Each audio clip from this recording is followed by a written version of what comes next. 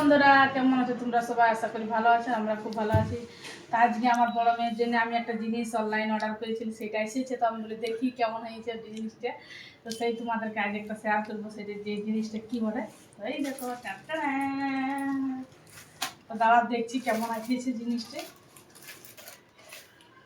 তো দেখছি খুলে কেমন আছে। আমার খুব পছন্দ এই জিনিসটা।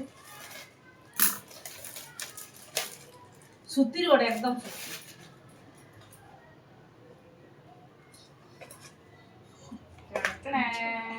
এই দেখো, এইদিকে দিলে কই যাবে। তো এই দেখো দেখো